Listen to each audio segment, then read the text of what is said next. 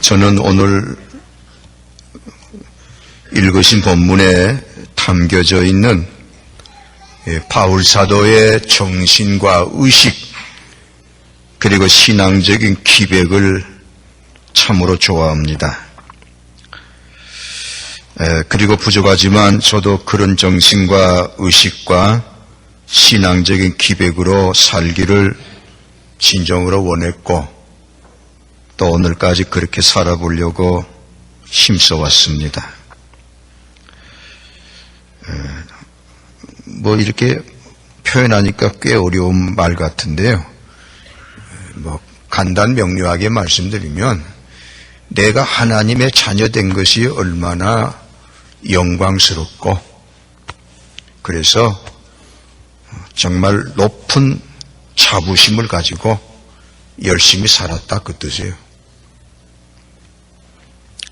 이런 마음을 배경으로 해서 오늘 본문 말씀 제목이 정해졌습니다. 오늘 말씀 제목 좀 한번 같이 읽어보시죠. 나는 나를 누구라 하느냐. 그렇죠? 여기서 모든 게 나오는 거예요. 우리의 삶이 여기서 다 풀어지는 겁니다.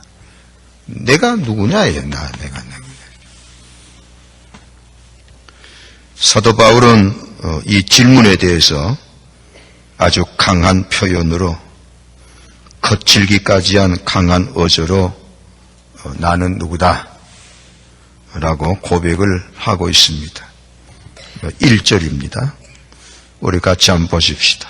사람들에게서 난 것도 아니요 사람으로 말미암은 것도 아니요 오직 예수 그리스도와 및 죽은 자 가운데서 그리스도를 살리신 하나님 아버지로 말미암아 사도된 바울 이렇게 자기를 드러내고 있습니다.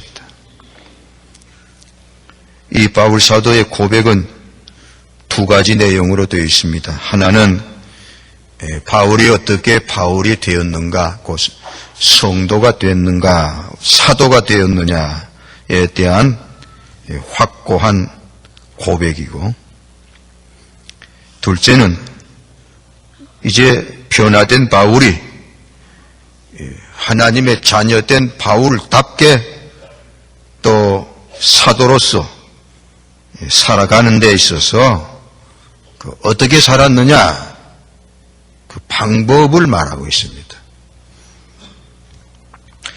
오늘 이 두 가지 내용의 바울의 고백을 살펴보면서 형제자매 여러분 다시 한번 우리 자신을 좀 추스러 세우려고 합니다. 너무 요즘에 여러 가지 일로 힘드셔서 그러겠지만 하나님의 아들 된 그런 의식이 좀 희미한 것 같아요. 또 하나님의 종이라고 하는 그 기백이 별로 없는 것 같아요. 하도 뭐 교회가 욕을 먹고 예수 믿는 사람들 뭐 욕을 먹다 보니까 나도 모르게 움츠러들어 가지고 꼭 뭐 못된 짓을 하고 있는 사람처럼 아주 부끄러운 길을 가고 있는 것처럼 그런 게 있었으면 속이 좀 상합니다. 앞으로 이 갈라디아서를 아마 현재까지는 그렇습니다. 계속 말씀을 나눌 것입니다. 자, 첫째로 바울 자기 자신이 그 새롭게 태어난 분명히 새롭게 시작하게 된 그 사건, 자기가 하나님의 자녀가 된 그 과정을 큰 기쁨으로 감격하면서 고백하고 있습니다. 형제자매 여러분, 한번 간단하게 확인하고 지나가겠습니다. 형제자매 여러분께서 내가 하나님의 자녀 된 것에 대해서 참 기쁩니다, 자랑스럽습니다 하신 분 아멘 해보십시오. 아이 고맙습니다. 그렇게 많이 해주셔서 고맙습니다. 바울은 머리가 명석한 분입니다. 이 성경 기록한 걸 보면 거의 천재 같아요. 그리고 바울은 그 당시로선 가말리알 문화에서 최고의 학문을 연찬한 사람입니다. 그리고 그 당시로는 당연한 이야기지만 그 유대교, 구약 유대교를 이 바울은 열심히 지나칠 정도로 믿었던 사람입니다. 아마 추측건대 그 당시 최고 지도 계층인 72명의 산헤드린 공회라고 하는 게 있는데 거기 산헤드린 공회원 중에 한 사람 아니겠냐. 아니면 거의 맞먹는 고위직에 사형을 집행할 수 있었으니까요. 그런 고위직의 젊은 사람이 빨리 올랐다고 볼 수 있습니다. 어떻든지 이 바울은 특출한 인물인 건 사실입니다. 이 특출한 인물인 바울이 방금 일어나기 시작하는 기독교에 대해서 극렬하게 선두에 서서 박해를 했습니다. 바울의 확신으로는, 그 당시 바울의 확신으로는 이 기독교라는 존재가 예수를 십자가에 못 박아 죽어버린 예수를 그리스도라고 고백하는 것은 아주 나쁜 이단이었습니다. 나사렛 이단이라고 했습니다. 사도행 24장 5절에. 그래서 바울은 이 기독교를 박멸하는 데 앞장을 섰는데 그런 일을 할 때 조금 더 양심의 가책이 없었습니다. 이건 올바른 일이다. 올바르다.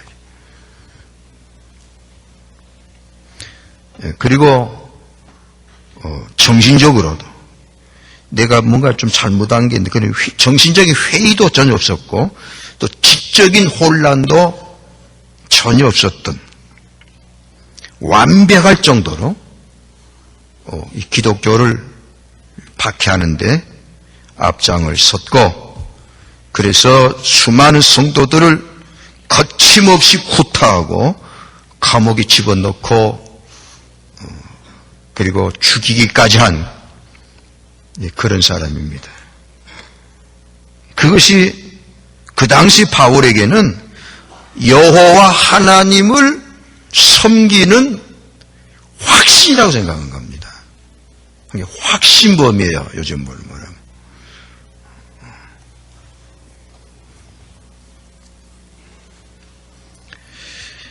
이런 교회의 대원수, 큰 원수, 스스로 나중에 고백한 대로 핍박자의 포행자의 회방자인 이 바울이 하루아침에 뒤집어져 버리잖아요. 그 사건을 이야기합니다. 지금 바울이. 내가 왜 이렇게 뒤집어졌냐. 있을 수 없는 이야기다. 사람으로 된 거 아니다. 내가 배워서 된 것도 뒤에 나중에 나와요. 11절, 12절에 나오는. 이 바울이 사도행전 9장에 기록된 대로 성도를 향해서 예수 믿는 사람들을 향한 증오심. 정말로 저것들은 없어야 될 존재라는 게, 있을 수 없는 존재들이라는 게, 없애버려야 될 존재라. 이렇게 확신하고 있는 바울이 다메섹에도 예수를 그리스도라고 믿는 자들이 있다는 말을 들었을 때 그만 가슴에 불이 붙어서 유협과 살기가 등등한 그런 모습으로 다메섹으로 가던 중 부활하신 예수님께서 나타나셔서 사울아 사울아 네가 왜 나를 핍박하느냐. 누구시옵니까? 네가 핍박하는 예수다. 그냥 거꾸로져 본 거죠. 예수님의 영광을 직접 보니까 그냥 쫙 모든 것이 의문이 풀리고 무너져 버린 거죠. 영광을 직접 봤는데 이 사건으로 인해서 바울은 뒤집어졌고 전혀 새로운 사람으로 태어나게 됐습니다. 더 놀라운 것은, 충격적인 것은 이 예수가 없애버려야 할 대상으로 알고 그렇게 박해했던, 증오했던 예수가 바로 자기가 생명 걸고 섬겼던 여호와 하나님이라는 사실을 알게 됐을 때, 그리고 이 예수가 조상 대대로 기다리던 그리스도이시라는 사실을 보게 됐을 때 바울이 받은 충격이란 건 말로 표현 못하는 겁니다. 내가 바로 하나님을 대적했구나. 그걸 어떻게 감당해요? 이렇게 바울은 구원을 받았고 새롭게 태어난 것입니다. 그러면서 언제부터인가 이 바울의 가슴 속에 또 하나의 놀라운 의식이 일어났습니다. 의식. 어떤 의식이냐면 정말 상상도 할 수 없는 일이에요. 감히 입 밖에 낼 수 없는, 바울 자기도 알아요. 내가 이런 걸 생각하다니. 이런 거 어떻게 내가 감히 말할 수 있나. 내가 구원 얻은 것만 또 사람들이 너무 놀래워하는데 나도 놀라고. 무슨 의식이 일어나는 거 아니? 내가 사도로 부름받았지 않느냐. 이런 의식이에요. 근데 자꾸 그런 의식이 일어나는 거예요. 내가 사도로 부름받았구나. 이건 정말로 상상할 수 없는 생각입니다. 그래 무지하게 괴로워한 거예요, 바울. 그것 때문에 바울이 무지하게 또 고통을 당합니다. 네가 어찌게 사도냐, 네가. 네가 믿고 구원받은 것만 하는 것도 놀라운 일인데 어떻게 감히 네가 사도의 반열에 오른단 말이냐 하고 신란을 하니까 바울도 그랬죠. 나도 정말로 아니라고 하고 싶다기야. 아니라고. 나도 아니라고 하고 싶다기야. 사도 아니었으면 좋겠다. 그런데 하나님이 자꾸 하는데 어때요? 그래서 1절의 고백이 나온 거예요. 하나님 아버지로 말미암아 사도된 바울. 어찌할 거냐. 하나님이 하신 거. 하나님이 하신 거 어떻게 할 거냐 말이죠. 복종해야지. 그러면서 하나님께서 바울에게 이루어 놓으신, 하나님이 바울을 만드신 이 새로운 자기 모습에 대해서 바울이 다 영광스럽게 생각한 겁니다.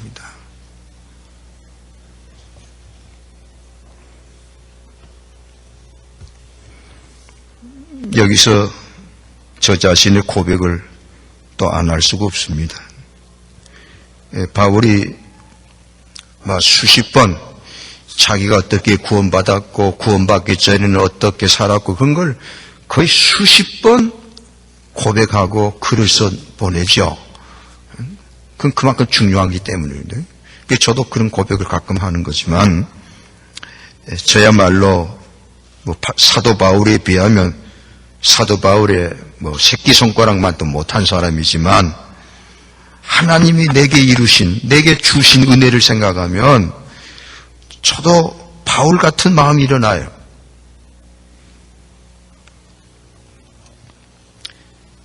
제가 어머니 손에 끌려서 어려서 교회를 출입하기 시작했고 그로 인해서 자연적으로 교회에 물이 젖어서 교인이 된 겁니다. 교인 노릇한 거예요. 교회에 출입하는 것이 자연스러웠고 또 그러다 보니까 또 그 나름대로 또 잘하고 싶었고 또 교회에서 사랑도 받고 그래 했지만 이거 조금 더 가감없이 하는 고백입니다. 은혜의 체험이 전혀 없었어요. 하나님이 내게 이렇게 해주셨다 저렇게 해주셨다 그런 간증거리가 전혀 없었습니다. 그 은혜의 체험이 전혀 없었고 진리를 깨닫거나 감격하거나 그리고 제 삶이 저의 모습이 변화되는 게 전혀 없었어요. 똑같았어요. 그때는 그것도 몰랐지만 오죽했으면 좀 되지도 못한 인간이 그나마 시간도 없다고 교회 팔을 딱 끊어버렸습니다. 하나님께 예배드리는 그 시간이 없다고 말이죠. 얼마나 시건방진 녀석입니까? 어떻게 하나님께 예배드리는 시간이 없어요? 그러니까 완전히 이건 성도가 아닙니다.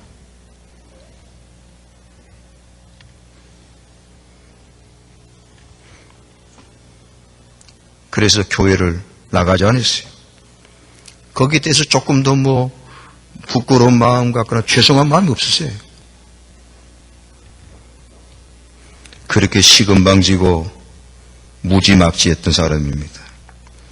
그때 제 어머님이 전도사, 여전도사 하셨는데 가끔 제게 오시면 시골 교회에서 뭐 있습니까? 사례비란 게 뻔하지요. 근데 그땐 저 혼자 자랐고 동생들 다 어디 흩어져 자랐고 오실 때마다 어떻게 모아서 쌀 포자기에 싸가지고 오세요. 그리고 주시고 가시고 참 그렇게 자랐습니다. 오시면 아주 가끔 그래요. 사랑하는 아들아, 나는 네가 신학을 해서 목사가 됐으면 정말 좋겠다 하는 말을 조심스럽게 하세요. 제 성질이 하도 지랄 같으니까. 조심스럽게 하면 제가 화를 버럭 냈습니다. 어머니 그런 소리, 그따위 소리 하지 마세요. 진짜예요. 진짜로 그랬어요. 목사들은 우습게 생각했으니까요. 정말로 듣기 싫어했습니다. 그런 제가 갑자기 변화됐죠. 갑자기 며칠 사이에 그리고 너무도 확실하게 너무도 분명하게 뒤집어졌던 거예요. 어떤 일이 일어났는가 하니 제가 성경을 읽기 시작했죠. 그때 제가 생명을 걸고 하던 공부 책 다 제쳐놓고요. 그렇게 하나님 역사하신 거예요. 성경을 안 볼 수가 없는 거예요. 그리고 내 모든 죄가 낱낱이 보이지면서 얼마나 애통했는지 몰라요.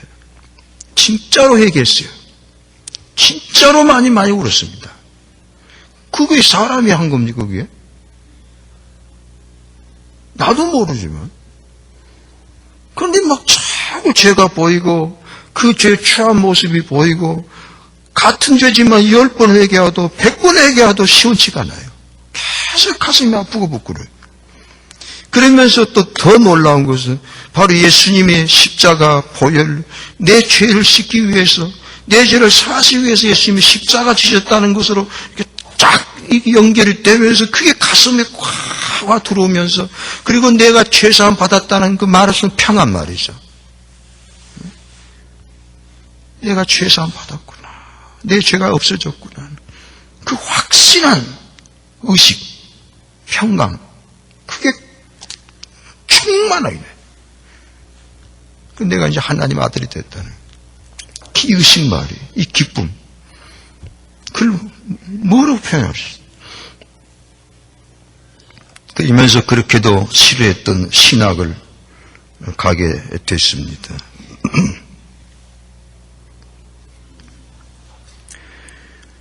그리고 오늘날까지 살아왔는데 내가 하나님의 아들이 됐다는 그 기쁨이요, 그 긍지가 정말로 충만합니다. 그리고 그는 흔들림이 없었어요. 지금까지도 그래요. 흔들림이 없어요. 사랑하는 형제자매 여러분, 이런 말씀을 듣고 야, 바울은 좋겠다, 손 목사님도 좋겠어, 나는 뭐요? 아마 그런 생각이 드실 겁니다. 나는 뭐 그런 것도 없는데. 아니에요. 진짜 아닙니다. 좀 모양을 좀 다를지 모르지만 우리가 예수님을 구주로 영접하고 하나님의 자녀가 된다는 건요, 절대로 사람으로 말미암은 거 아닙니다. 하나님의 말할 수 없는 은혜로 된 겁니다. 여러분 스스로 아시고, 여러분 나름대로 다 그래요. 내가 어떻게 예수 믿게 됐느냐 스스로 물어보세요. 스스로 확인해 보시라고. 그게 사람으로 된 겁니까? 누가 뭐 하락해서 한 거예요? 배워서 한 거예요? 100% 은혜예요. 그러니까 좀 자부심을 가지라고요.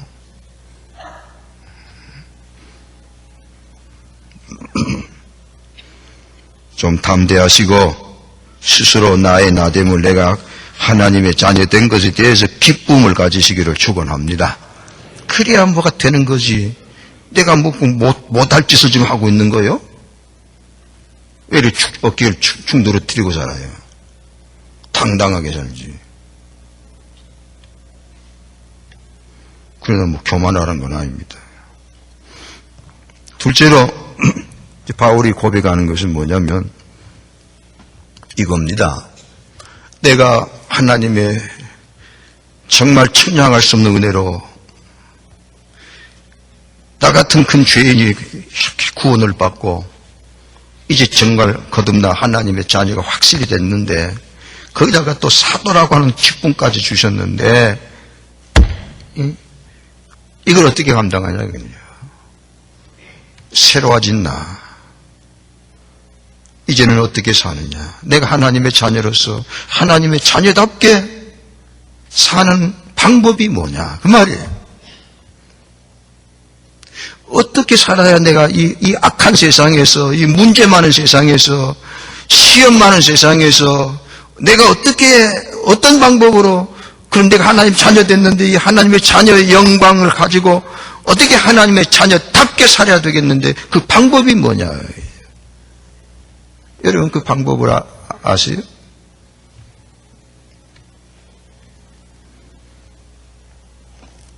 그러니까 어느 형제가 이런 말 하대요. 그 사람도 기관장급인데, 기관장이 세상 기관장이니까 잘 나가는 머리에도 있고, 뭐 그런 사람 아닙니까? 그 형제가 어느 날 그러더래요. 목사님, 제가 참 고백할 게 하나 있습니다. 그래요. 해보라고. 그런데 이 친구가 하는 말이래요. 목사님, 내가 솔직히 말씀드리는데, 내가 후회가 되는 게 있다고. 뭐 후회하면 정말 후회되는 게 아니었는데 내가 왜 예수를 믿었는지 모르겠다고 그래요. 예수를 믿게 된 것이 너무 괴롭대. 그런 걸 나한테 고백을 합디다. 그 고백 처음 들어봤어요. 예수 믿는 게 그렇게 괴롭대요.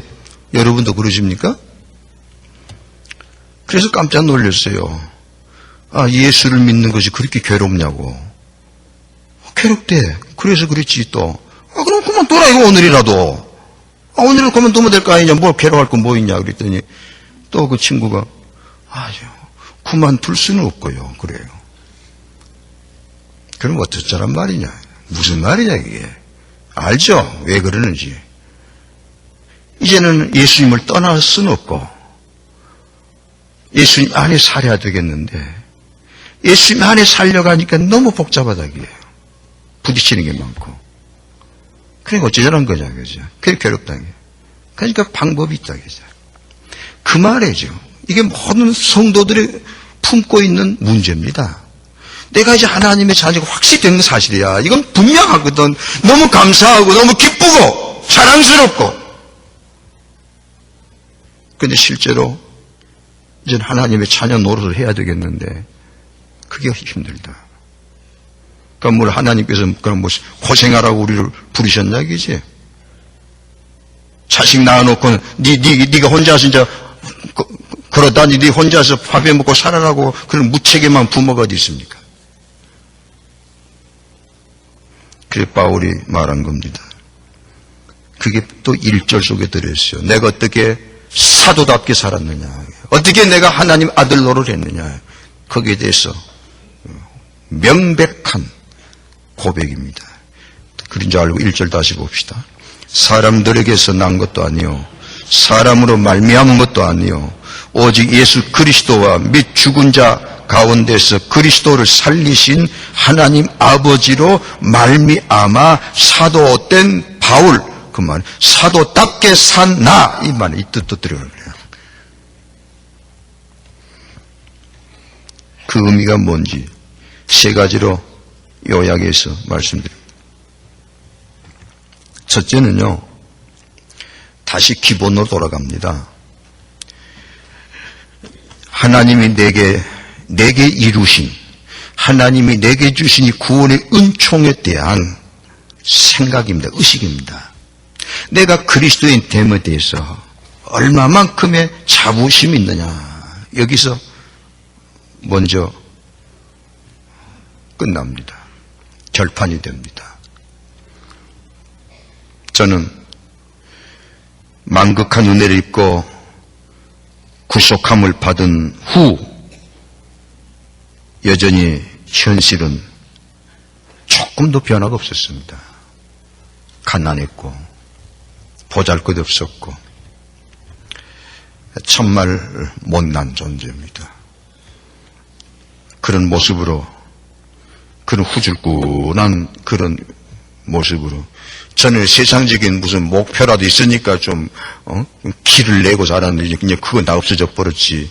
그저 예수 믿고 예수 따라간다 그러니까 그런 모습으로, 그리고 나중에 이제 또 신학을 하고 시골 조그마한 교회에 목회하면서 저희 부부가 거의 한 달에 한 번, 한 달에 두 번이나 한 번이나 제 아버지 집을 꼭 찾아갔습니다. 일부러 갔어요. 저희 부부가 가면요, 제 아버지 그리고 그 집 가족들의 눈초리가요, 저를 보는 눈초리가 이렇게 훌륭하다고 보는 눈초리가 아니에요. 뭐 하다 왔니? 이런 눈초리예요. 그게 뭐냐, 그게. 예수 믿어서 뭐기 좋은 게 있냐, 그게 말이에요. 그 꼴이 뭔 꼴이냐, 그게야. 예수 믿고 뭐 출세했냐, 그게. 사실도 그렇고요. 가끔 또 일가 친족들 모임에 가면 또 나름대로 뭐 길이 잘 나간 사람도 있잖아요. 그 틈 사이에 들어가면 명함을 내밀 수가 없어요. 내려다보는 게 우습게 보는 거예요. 그렇지만 저의 가슴은 하늘의 영광으로 충만했습니다. 아무렇잖아요. 그게 있어야 힘이 있습니다. 둘째로, 사람이 살아간다는 것은 항상 문제가 있는 거 아닙니까? 거기다가 세상은 여전히 악한데 이제 하나님의 자녀로서의 살아간다는 것은 더 어려운 일 아닙니까? 그러니까 아까 우리 형제가 그런 말을 하는 거예요. 내가 예수 믿는 게 후회가 된다고. 너무 괴롭다고. 방법 문제예요. 여기서 많은 성도들이 괴로워하는 게 사실이에요. 이래야 되나 저래야 되나. 어떻게 해야 되나? 내가 하나님의 자녀는 자녀인데 먹고 살려니까 세상 방법을 해야 되겠고, 인간적인 방법도 써야 되겠고, 말씀만 갖고는 안 되겠고, 그냥 그 어중간한 틈 사이에서 너무너무 괴로운 거래요. 죄책감 있고. 참 그래요. 참 그래요. 성도 여러분, 정말 여러분이 불쌍해요. 어정쩡해가지고 말이지. 이게 다 우리에게 주어진 문제입니다. 어떻게 그걸 감당하느냐. 바울이 고백한 거예요. 사람으로 말미암아 사람의 도움으로 되는 거냐, 이게? 사람의 도움으로 될 수 있는 길이냐, 이게요. 오직 하나님 아버지로 말미암아 예수 그리스도로 말미암아 하나님의 은혜로 되는 길이다. 그건 무슨 말입니까? 하나님, 나를 구속하신 아버지의 하나님의 도우심이 없이는 한 걸음도 갈 수 없는 길이다, 그 뜻이에요. 그러니까 이걸 확실해야 돼요. 그래서 저는 그랬어요. 아까도 말한 대로 저를 보는 사람들이 그 눈초리가 다 싸늘했어요. 따뜻하게 본 사람은 제 어머니밖에 없었어요. 네 어쩐가 보자. 전부 이거예요. 응? 네 어쩌냐. 너 예수 믿고 예수 따라간다는데 응? 어쩐가 보자. 전부 그런 삐딱한 눈초리예요. 비웃는 눈초리예요. 거기에 대해서 대답을 해야 되잖아요. 어떻게 대답을 합니까? 내가 벼락부자가 돼서 대답을 합니까? 로또 당첨이나 해가지고 대답할까요? 그래서 나를 아들 삼으신 하늘에 계신 아버지만 매달린 겁니다. 그날부터 지금까지요. 누가 나를 돕겠습니까? 나 같은 죄인을 아들 삼으신 하나님 아버지 외에 누가 있어요? 나를 위해서 십자가에서 피 흘리기까지 하신 예수님의 누가 나를 사랑하겠어요? 의지한 거죠. 그게 정말 그때는요, 제 젊은 날에는 또 이런 말은 좀 과장된 거지만 피눈물을 쏟는 기도를 했습니다. 하나님, 내 하나님 욕되지 않게 예수님이 구주이신 것을 좀 내가 증거를 해야 되겠는데 하나님 저를 붙잡아 주셔야 합니다. 붙잡아 주셔야 합니다. 그 마음은 지금도 조금도 변함이 없습니다. 하루하루 지금도 저는 그래요. 하나님의 도우심이 아니면 하루하루를 제대로 살 수가 없어요. 목사답게 못 살아요.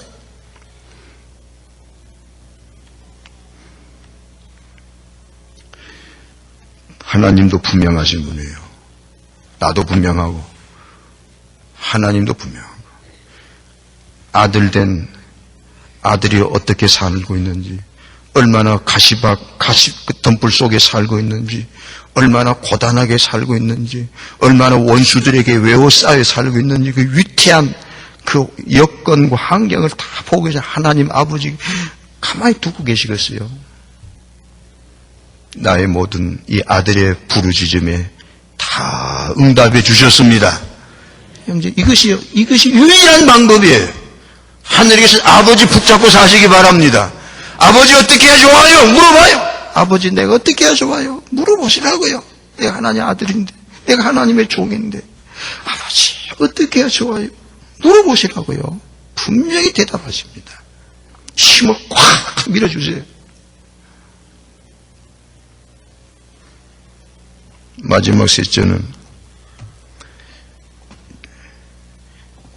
나의 하나님이, 아버지 되신 하나님이 왜 좋은 거 아니에요? 내가 하나님께서 나를 부자 되게 하고 뛰어난 큰 인물 되게 하고가 아니라, 내가 하나님을, 우리 주 예수 그리스도를 나의 하나님으로 모시고 섬기는 데서 진정한 기쁨과 만족은 어디에서 있느냐면요, 나의 하나님 되신 예수님이 나를 깨끗하게 살게 만드신 거예요. 다른 거 없어요. 크고 강하게 한 게 아니네. 내 삶 속에 철저하게 죄를 회개시키시고, 그리고 거듭나게 하신 이후 또 내 삶 속에 언행심사간에 어떤 죄라도 그 죄를 드러내셨습니다. 바울에게도 철저히 그래 하셨어요. 바울의 그거 보세요. 바울이 너무 은혜를 많이 받았잖아요. 너무 은혜를 많이 받으니까 어때요? 이상 없지. 은혜 많이 받았어요. 이상 없는데 하나님은 쫙 쪼개고 들어간다고. 너무 은혜를 많이 받은 바울에게 하나님이 쪼개고 들어가면서 뭐라 그래요? 바울아! 네가 착오하고 있구나. 착오하고 있다고 그걸 찌르고 들어오세요. 내 아들 바울아, 방법이 없다. 아플 것이다 하면서 가시를 확 박아놓잖아요. 깨끗해라. 네 생명을, 네 영혼을 버리지 말아라. 세상의 어떤 성공, 어떤 축복보다도 성결이 중요하다. 이 생명을 지키라 하는 게. 그게 우리 아버지 마음이에요. 그래서 하나님께서 우리의 삶을, 아들된 우리의 삶을 살피시는 거예요. 죽은 먹어도 깨끗하게 살아야지. 그렇게 살도록 자꾸 하세요. 징계를 하시고, 찌르시고, 그렇게 간섭해 주시는 이 하나님. 나는 어둠침침한 하나님을 섬기지 않는 게 얼마나 감사하고, 이상하고 묘상한 그런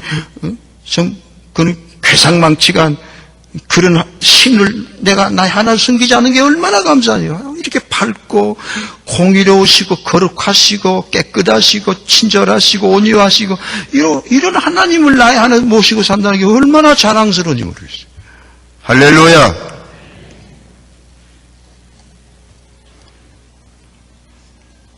형제자매 여러분, 여러분이 받은 은혜를 기뻐하십시오. 여러분 자신을 자랑하십시오. 그리고 낙심하지 말고 아버지의 도우심을 받아 은혜와 진리 안에서, 완벽하다는 말은 아닙니다. 한 걸음 한 걸음 하나님의 기뻐하는 모습대로 살아가신 복된 존귀한 삶 되시기를 축원합니다. 기도하십시다. 아버지 하나님 찬양합니다. 티끌만도 못한 이 인생을, 이 큰 죄인을 너는 내 것이다 택정하시고, 그리고 가슴에 품으시고 온갖 죄 씻으시고 너는 나의 사랑하는 자라고 기뻐하시니 감사합나이다. 아버지, 우리가 얼마나 큰 은혜를 입고 사랑을 입은 자인가를 다시 한번 깨닫게 해주신 걸 감사합나이다. 이 받은 은혜대로 하나님의 도우심으로 남은 날 하나님 아버지를 기쁘시게 하는 자로 살 수 있도록 온전히 붙잡아 주시옵소서. 예수님 이름으로 기도하옵나이다. 아멘.